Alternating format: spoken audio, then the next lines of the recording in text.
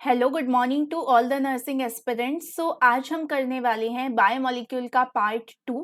ठीक है, कल हमने पार्ट 1 कर लिया था जिसमें अप टू हमने मॉलिश टेस्ट तक, टेस्ट ऑफ कार्बोहाइड्रेट्स हम कर रहे थे। मॉलिश टेस्ट तक हमने ये जो है बायोमोलिक्यूल का पोर्शन है वो कवर अप कर लिया था। अब हम शुरू करेंगे बेनेडिक्ट टेस्ट से।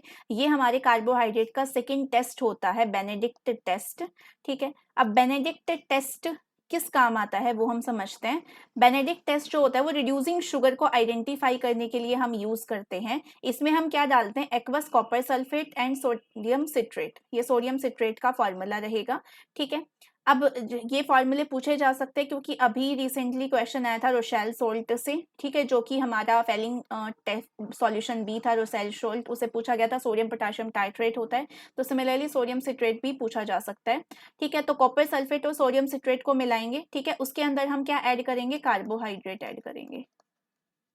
ठीक है, अब कार्बोहाइड्रेट ऐड करने के बाद हमें कुछ ऐसे कलर दिखाई देंगे, या तो हमें ब्लू कलर दिखाई देगा, या हमें ग्रीन कलर दिखाई देगा, या फिर दिखेगा ऑरेंज, या फिर दिखेगा ब्रिक रेड। ये इसकी ट्रिक है याद करने की।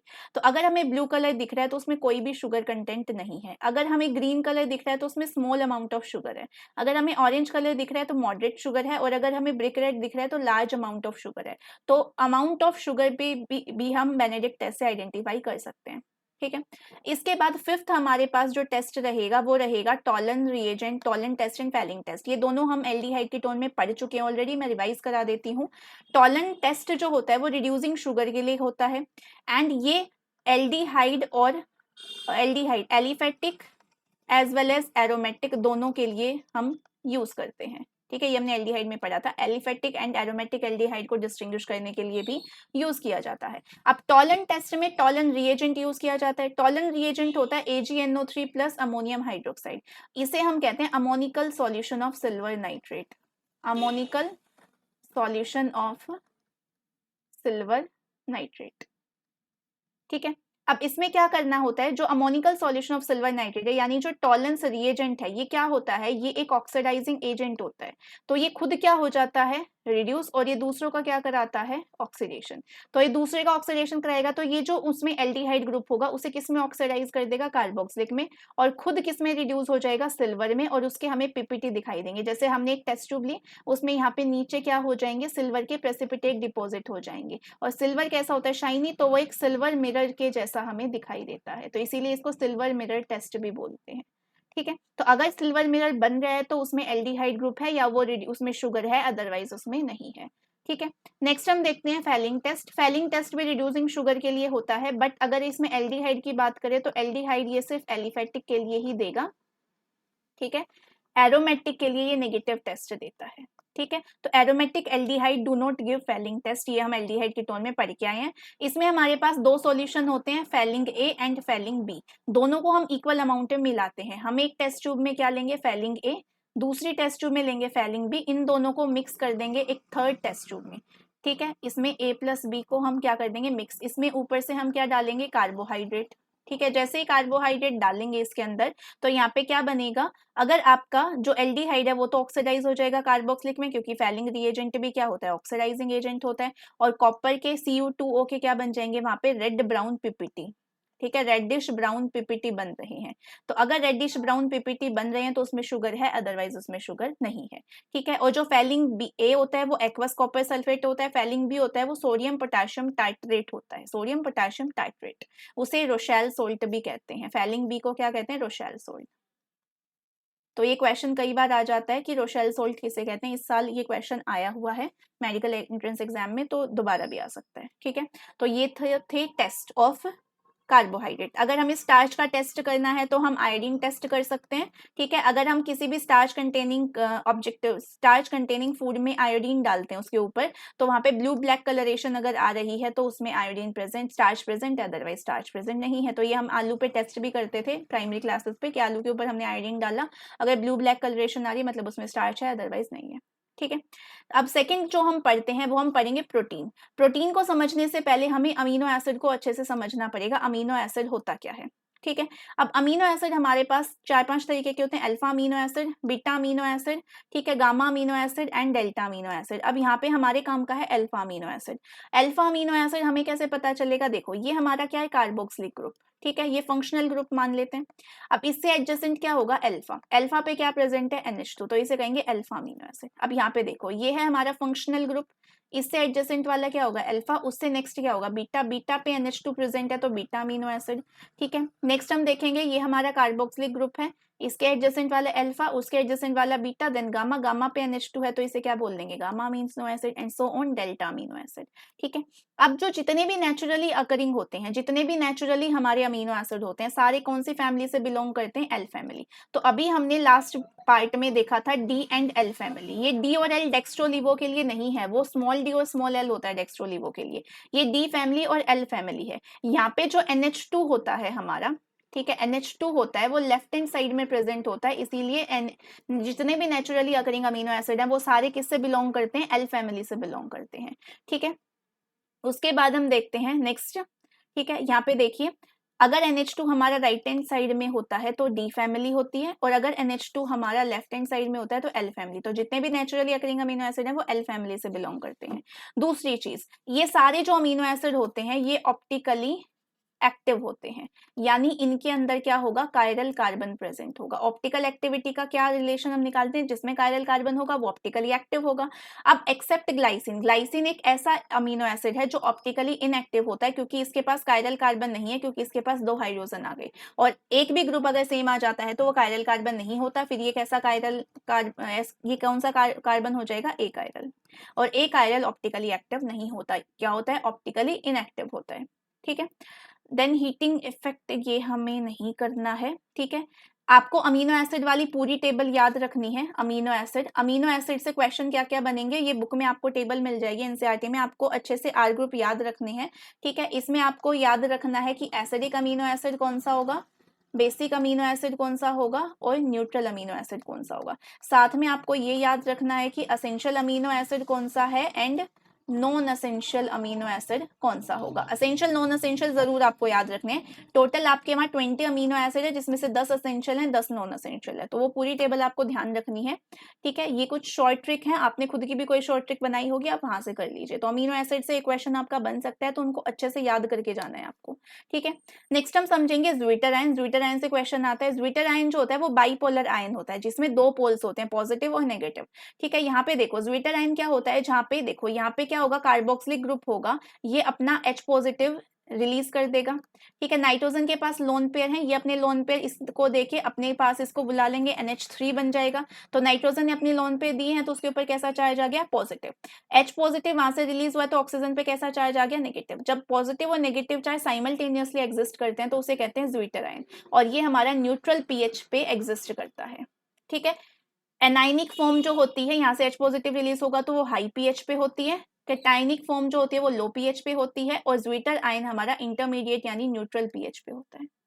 ठीक है, उसके बाद हम देखते हैं इसकी characteristics, properties of amino acid. तो most of the naturally occurring amino acid belongs to L family, उसमें NH2 लेफ्ट हैंड साइड में होगा। ग्लाइसिन जो होता है वो ऐसा सिंपलेस्ट अमीनो एसिड है जो ऑप्टिकली इनएक्टिव होता है, क्योंकि उसके अंदर कायरल कार्बन नहीं होता। इनका हाई मेल्टिंग और बॉइलिंग पॉइंट होता है, ये वाटर सॉल्युबल होते हैं and behaves like a salt. ठीक है, नेक्स्ट हम बात करते हैं पेप्टाइड लिंकेज। बनती कैसे है पेप्टाइड लिंकेज, कोई भी 2 अमीनो एसिड लीजिए। ठीक है, जैसे हमने ये एक ग्लाइसिन ले लिया। ठीक है, यहाँ पे हम ले लेते हैं NH2, यहाँ पे आ जाएगा कार्बोक्सिलिक, क्योंकि हमारा एल अमीनो एसिड होता है। ठीक है, साथ में एलेनिन ले लेंगे हम। ठीक है, यहाँ पे हमने लिया NH2। ठीक है, यहाँ से क्या होगा, OH, और यहाँ से क्या जाएगा, हाइड्रोजन, दोनों वाटर मॉलिक्यूल बन के निकल जाएंगे। बचेगा क्या यहाँ पे, लिंकेज देखो ध्यान से। ठीक है, यहाँ पे क्या हुआ, NH2 C double bond O, NH CH आएगा, सॉरी यहाँ पे। ठीक है, ये आपको लिंकेज ध्यान से देखनी है, क्योंकि लिंकेज ड्रॉ करके क्वेश्चन बना सकते हैं वो। ठीक है, which of the following is the correct peptide linkage, ये पूछ लेंगे। तो ये जो होता है ये हमारी पेप्टाइड लिंकेज होती है।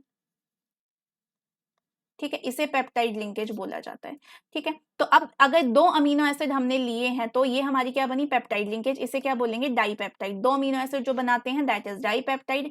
3 अमीनो एसिड जो बनाएंगे उसे हम क्या कहेंगे, ट्राइपेप्टाइड। 4 अमीनो एसिड बना रहे हैं तो टेट्रापेप्टाइड बनेगा। इसी तरीके से वाटर मॉलिक्यूल रिमूव करने। ठीक है, नेक्स्ट हम देखते हैं टाइप ऑफ प्रोटीन। बहुत सारे अमीनो एसिड जब जुड़ जाते हैं तो वो क्या बनाते हैं, प्रोटीन। अब हमारी बॉडी में 2 तरीके के प्रोटीन प्रेजेंट होते हैं, फाइब्रस प्रोटीन, ठीक है, और ग्लोबुलर प्रोटीन। अब फाइब्रस प्रोटीन और ग्लोबुलर या एग्जांपल कैसे याद रखोगे, बायो सबने पढ़ी है।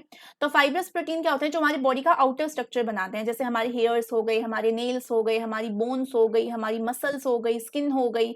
तो ये सारे जो होते हैं ये फाइब्रस प्रोटीन होते हैं। और जो हमारे मेटाबॉलिज्म को कंट्रोल करते हैं वो हमारे कौन से प्रोटीन होते हैं, ग्लोबुलर प्रोटीन होते हैं, जो हमारी बॉडी के इनसाइड होते हैं। ठीक है, तो मॉलिक्यूल की अगर बात करें तो ये कैसे होते हैं, लॉन्ग होते हैं, थिन होते हैं और एक दूसरे के साइड बाय साइड लाई करते हैं। ठीक है, और जो ग्लोबुलर होते हैं ये आपस में बिल्कुल कोइल्ड होते हैं, 3D स्फेरिकल शेप होती है इनकी। एग्जाम्पल की बात करें तो कोलेगन हो गया जो स्किन और बोन में प्रेजेंट होता है, केराटिन हो गया जो सिल्क, वूल और हेयर्स में प्रेजेंट होता है, मायोसिन हो गया जो मसल्स में प्रेजेंट होता है। तो स्किन हो गई, मसल हो गई, हेयर्स हो गए, ये सारे आउटर स्ट्रक्चर हैं हमारे। ठीक है, अगर हम इसकी बात करें ग्लोबुलर की तो हीमोग्लोबिन हो गया, इंसुलिन हो गया जो 51 अमीनो एसिड से मिलकर बना है, इससे भी क्वेश्चन पूछा जा सकता है। एंजाइम्स हो गए, एल्ब्यूमिन्स हो गया। तो ये सारे जो होते हैं जो मेटाबॉलिज्म को कंट्रोल करते हैं, एंजाइम्स, हार्मोन्स, ये सारे क्या होते हैं, हमारे ग्लोबुलर प्रोटीन होते हैं। उसके बाद ये हमारा इनसॉल्युबल होता है वाटर में, ये हमारा ग्लोबुलर प्रोटीन जो होते हैं वो सॉल्युबल होते हैं। अगर हम रोल की बात करें तो इनका स्ट्रक्चर है, मतलब बॉडी का स्ट्रक्चर बनाएंगे, और ये मेटाबॉलिक रेट को कंट्रोल करेगा, ये हमने अभी पढ़ा है। कोलेगन जो होता है वो बोन्स और कार्टिलेज बनाता है, केराटिन जो हो गया वो फिंगर नेल्स और हेयर्स बनाता है, एंजाइम्स जो हो गए वो सभी लिविंग बींग्स में प्रेजेंट होते हैं, जो हमारे सारी रिएक्शंस को कंट्रोल करते हैं, बायोकैटलिस्ट होते हैं। प्लाज्मा प्रोटीन्स, एंटीबॉडीज जो होती हैं मैमल्स में, वो भी हमारे बहुत सारे इफेक्टिव सेल रिएक्शंस के लिए यूज की जाती हैं। ठीक है, अब आगे हम ग्लोबुलर प्रोटीन के टाइप पढ़ते हैं कि ग्लोबुलर प्रोटीन फर्दर हमारे पास 4 तरीके का होता है, primary, secondary, tertiary and quaternary. अब इनमें कुछ खास फर्क नहीं होता, सिर्फ है ना इनमें कोइलिंग का फर्क होता है। जैसे प्राइमरी स्ट्रक्चर लीनियर के जैसा सा ही होता है, बहुत ज्यादा कोइलिंग इसके अंदर नहीं होती। सेकेंडरी स्ट्रक्चर में 2 फॉर्म होती है, alpha helix and beta pleated sheet. Alpha helix helix की फॉर्म में होता है, शीट ये हमारी शीट्स की फॉर्म में, तो जैसे कॉपी में पेजेस होते हैं इस तरीके से। टर्शरी स्ट्रक्चर थोड़ा सा और कोइल हो जाता है, क्वाटर्नरी और ज्यादा कोइल हो जाता है, बस यही मेन फर्क है इन दोनों के अंदर। तो सबसे ज्यादा कॉम्प्लेक्स स्ट्रक्चर कौन सा होता है, हमारा क्वाटर्नरी। ठीक है, इसके बाद नेक्स्ट आता है हमारे पास denaturation of protein. Denaturation of protein से क्या मतलब है हमारा, ठीक है, देखो अब किसी भी प्रोटीन का अगर हम उसका पीएच को चेंज कर दें, पीएच इंक्रीज या डिक्रीज कर दें, उसके टेम्परेचर को इंक्रीज या डिक्रीज कर दें, यानी उसकी हम कोई भी प्रॉपर्टी को चेंज कर रहे हैं, तो उसकी जो ये कोइलिंग है ये अनकोइल होना शुरू हो जाएगा, यानी कि इसकी जो बॉन्डिंग है वो ब्रेक होना शुरू हो जाएंगी, जो कोइल्ड स्ट्रक्चर था वो अनकोइल होना शुरू हो जाएगा, जिसकी वजह से उसका जो फॉर्म है वो चेंज हो जाता है। जैसे हम बात करते हैं मिल्क की, अगर मिल्क में हम थोड़ी सी कर्ड ऐड कर देते हैं तो उसका जो पीएच है वो डिक्रीज कर जाता है। पीएच डिक्रीज करने की वजह से जो मिल्क है उससे किसकी फॉर्मेशन हो जाती है, कर्ड की फॉर्मेशन हो जाती है। ऐसे ही अगर हम किसी एग को बॉईल कर रहे हैं तो एग में भी क्या होता है, प्रोटीन होता है। तो जैसे ही हमने बॉईल किया, हमने उसके टेम्परेचर को क्या किया, इंक्रीज कर दिया, जिसकी वजह से उसकी जो कोइल्ड स्ट्रक्चर था वो अनकोइल होना शुरू हो जाएगा, और वो हमारा क्या हो जाएगा, लिक्विड से सॉलिडिफाई होना शुरू हो जाएगा। तो इस तरीके से जो हमारे स्ट्रक्चर में चेंज आ रहे हैं वो क्या हो जाता है, डीनेचुरेशन हो जाता है। अब एक चीज आपको ध्यान रखनी है कि डीनेचुरेशन की वजह से सेकेंडरी और टर्शरी स्ट्रक्चर ही डिस्ट्रॉय होते हैं, प्राइमरी स्ट्रक्चर इंटैक्ट रहता है। प्राइमरी स्ट्रक्चर खुद बहुत ज्यादा सिंप्लीफाई है तो वो और ज्यादा सिंप्लीफाई नहीं हो सकता, तो डीनेचुरेशन का इफेक्ट सिर्फ सेकेंडरी और टर्शरी पे ही होता है। ठीक है, नेक्स्ट हम देखते हैं कोएगुलेशन ऑफ एग व्हाइट, ये हमने अभी एग्जांपल देखा है। कर्डलिंग ऑफ मिल्क जो हो गया is due to formation of lactic acid bacteria present in the milk, तो इस तरीके से डीनेचुरेशन हो जाता है। ठीक है, तो ये था हमारा अमीनो एसिड्स एंड प्रोटीन से रिलेटेड पार्ट। ठीक है, उसके बाद हम देखते हैं इसमें विटामिन, विटामिन के बाद देखेंगे न्यूक्लिक एसिड। ठीक है, अब विटामिन्स को जब आप रिसर्च देखते हैं तो हमारे पास ये एक टेबल बनी हुई है एनसीईआरटी में, यही आपको करनी है। तो जो विटामिन्स होते हैं वो 2 तरीके के होते हैं हमारे पास, फैट सोल्यूबल, ठीक है, एंड वाटर सोल्यूबल। अब इससे एक क्वेश्चन बन जाता है आपका, कौन से फैट सोल्यूबल है, कौन से वाटर सोल्यूबल है। फैट सोल्यूबल में आपको याद रखना है KEDA कीड़ा, विटामिन के, vitamin E, vitamin D and vitamin A, ये 4 आपके विटामिन जो होते हैं फैट सोल्यूबल होते हैं। वाटर सोल्यूबल में आ जाएगा vitamin B and vitamin C. ठीक है। नेक्स्ट हम देखते हैं विटामिन ए। जो विटामिन ए होता है उसका जो उसकी डेफिशिएंसी, आपको क्या करना है, विटामिन याद रखना है और उसकी डेफिशिएंसी डिजीज याद रखनी है बस। विटामिन ए से आंखों की डिजीज होती है जैसे xerophthalmia, hardening of cornea and night blindness. ये 2 डिजीज विटामिन ए की वजह से कॉज होती हैं। ठीक है। नेक्स्ट हम बात करते हैं विटामिन बी1 की। विटामिन बी1 को हम कहते हैं थायमिन। ये थायमिन भी पूछा जा सकता है, थायमिन किसका नाम है, तो विटामिन बी1 को क्या कहते हैं, थायमिन। इसकी वजह से क्या होती है, बेरी that is loss of appetite. Vitamin B two होता है, वो होता है राइबोफ्लेविन, जिसकी वजह से होता है cheilosis, fissuring of the corner of mouth of the lips and digestive disorder होते हैं, बर्निंग सेंसेशन होती है स्किन में। ये सब विटामिन बी2 की वजह से होता है। विटामिन बी6 को पैराडॉक्सिन कहते हैं, जिससे कॉन्वल्यूशन होता है। विटामिन बी12 को हम साइनोकोबाल अमीन कहते हैं, ये आप लिख सकते हो, साइनोकोबाल अमीन। इसमें जो सेंट्रल एटम होता है that is cobalt in +3 oxidation state. ठीक है। इसकी वजह से पर्नीशियस अनीमिया होता है, आरबीसी डेफिशिएंसी हो जाती है ब्लड के अंदर। विटामिन सी को हम एस्कॉर्बिक एसिड कहते हैं, जो सारे सिट्रस फ्रूट में होता है, जिसकी वजह से ब्लीडिंग गम्स की प्रॉब्लम होती है, जिसे स्कर्वी बोला जाता है। विटामिन डी जो होता है वो हमारा, उसकी वजह से बोन्स की डिजीज होती है, जैसे रिकेट्स हो गया, ऑस्टियोमेल्शिया हो गया। तो सारी जितनी भी बोन्स की डिजीज है वो विटामिन डी की वजह से होती है, जो हमें सनलाइट से मिलता है। ठीक है। उसके बाद हम देखते हैं विटामिन ई। विटामिन ई जो होता है वो इंक्रीज करता है, विटामिन ई जो होता है वो इंक्रीज करता है fragility of RBCs and muscular weakness की वजह से होता है। ठीक है। उसकी वजह से क्या होता है, fragility of RBCs and muscular weakness हो जाती है। इनफर्टिलिटी भी विटामिन ई की वजह से होती है। ठीक है। उसके बाद हम देखते हैं विटामिन के।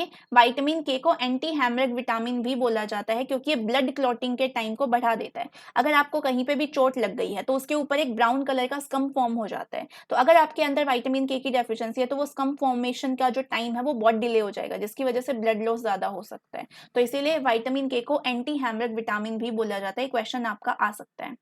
ठीक है। ये तो रहा हमारा विटामिन के बारे में, ये टेबल आपको क्लियर होनी चाहिए, इसी से आपका क्वेश्चन बनेगा। देन हम देखते हैं न्यूक्लिक एसिड। अब न्यूक्लिक एसिड बहुत बच्चों ने पढ़ रखा होगा, बायो में तुम पढ़ते हो, ठीक है, लेकिन फिर भी हम इसका एक क्विक रिव्यू देख लेते हैं।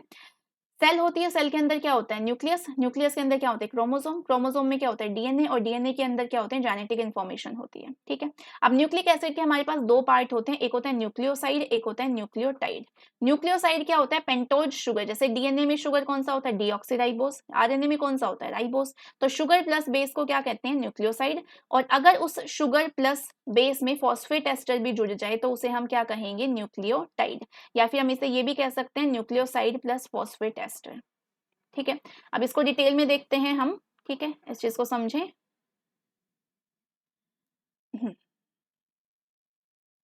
ठीक है। देखो, जो न्यूक्लिक एसिड होता है वो हमारा न्यूक्लियोटाइड से मिलके बनता है। ठीक है। न्यूक्लियोटाइड में क्या होता है, मतलब न्यूक्लिक एसिड में ही हम न्यूक्लियोटाइड पढ़ते हैं। न्यूक्लियोटाइड में होता है पेंटोज शुगर, जो कि 2 तरीके के होते हैं, राइबोस एंड डीऑक्सीराइबोस। ये हमारा राइबोस का स्ट्रक्चर है, ये डीऑक्सीराइबोस का है। डीऑक्सी का मतलब एक ऑक्सीजन की कमी है सेकेंड कार्बन पे। ठीक है। ये हमारा आरएनए में प्रेजेंट होता है, ये डीएनए में प्रेजेंट होता है। ठीक है। इसे बीटा डी राइबोस कहते हैं, इसे बीटा डी डीऑक्सीराइबोस कहते हैं। ठीक है। नाइट्रोजिनस बेस होते हैं वो 2 तरीके के होते हैं, प्यूरिन्स एंड पिरिमिडिन्स। इसके भी फर्दर टाइप होते हैं जो हम आगे पढ़ेंगे। प्यूरिन्स, इसका स्ट्रक्चर ऐसे दो जो होती हैं रिंग होती हैं, और पिरिमिडिन्स में एक रिंग। आप ऐसे याद रख सकते हैं, प्यूरिन छोटा नाम है, रिंग बड़ी है, पिरिमिडिन बड़ा नाम है, रिंग छोटी है। ठीक है। फोस्फेट एस्टर जो होता है वो डाइफॉस्फेट प्रेजेंट होता है हमारे डीएनए में। ठीक है। और वो ही मिलके शुगर और फॉस्फेट जो होते हैं वही मिलके फोस्फोडाइएस्टर बॉन्ड बनाते हैं, जो पूरे एक डीएनए की कॉइलिंग बनाता है। ठीक है। आगे हम समझते हैं कि जो न्यूक्लिक एसिड होता है,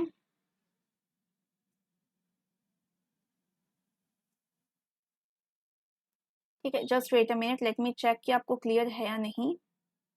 हाँ, क्लियर है। ठीक है। देखिए, न्यूक्लिक एसिड जो होता है वो 2 तरीके का हो सकता है, डीएनए एंड आरएनए। ठीक है। डीएनए में कौन कौन से नाइट्रोजनस बेसिस होते हैं, ये सारे आपके क्या है, nitrogenous bases. Adenine, guanine, cytosine, thymine. और आरएनए में होता है adenine, guanine, cytosine and uracil. तो थाइमिन और यूरेसिल में यहाँ पे चेंज होता है। गुएनिन और साइटोसिन में ट्रिपल बॉन्ड होता है, एंड एडेनिन और थाइमिन में डबल बॉन्ड होता है। सिमिलरली गुएनिन और साइटोसिन में triple bond, adenine and uracil में डबल बॉन्ड होता है। ठीक है। तो न्यूक्लियोटाइड एक दूसरे को ज्वाइन करते हैं थ्रू 3,5 फॉस्फेट लिंकेज, जिसे हम कहते हैं polynucleotide, which further form nucleic acid. ठीक है, नेक्स्ट हम देखते हैं, ये आपको ट्रिक है, वैसे आपको सबको पता होगा कि डीएनए में थाइमिन होता है, आरएनए में यूरैसिल होता है। अगर फिर भी याद नहीं रह रहा तो आप इस ट्रिक से इसको याद रख सकते हैं। आगरा कैंट दूर नहीं, यानी AGCT किस में है, डीएनए में, एंड यूरैसिल है आरएनए में।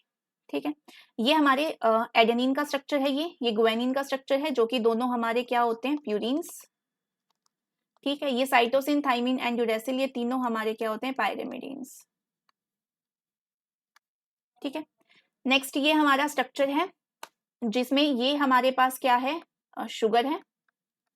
ठीक है, शुगर के यहाँ पे फर्स्ट कार्बन पे क्या अटैच है, बेस, कोई भी सपोज गुआनिन अटैच कर रखा है, और इधर फिफ्थ पे हमारा फॉस्फेट अटैच होता है, और इस तरीके से हमारा एक डबल हेलिकल स्ट्रक्चर बनता है डीएनए का। अगर यहाँ पे 5 प्राइम फ्री है तो नीचे आएंगे तो 3 होगा, इधर 3 प्राइम फ्री है तो यहाँ पे क्या होता है, 5 प्राइम फ्री। तो एक दूसरे के कॉम्प्लीमेंट्री होते हैं ये दोनों, और ये स्ट्रक्चर जो है वॉटसन एंड क्रिक ने दिया था डीएनए का डबल हेलिकल स्ट्रक्चर, जिसमें हमारे पास यहाँ पे जो ये हमारे नाइट्रोजनस बेसिस हैं वो आपस में क्या करते हैं, लिंकेज बना लेते हैं, और ये जो हमारे पास ये बनाया है, ये किसका मिलता है, phosphodiester bond, phosphodiester bond. Clear है? So this is all about today. ये हमारा बायोमोलिक्यूल का चैप्टर यहाँ पे खत्म होता है। आई होप आपको समझ आया होगा। अगर कोई डाउट है तो आप मुझसे कमेंट सेक्शन में पूछ सकते हैं। I will try to respond as much quickly as I can. ठीक है, सो अगर आपको सेशन अच्छे लग रहे हैं तो लाइक, शेयर और सब्सक्राइब तो बनता ही है। Thank you very much.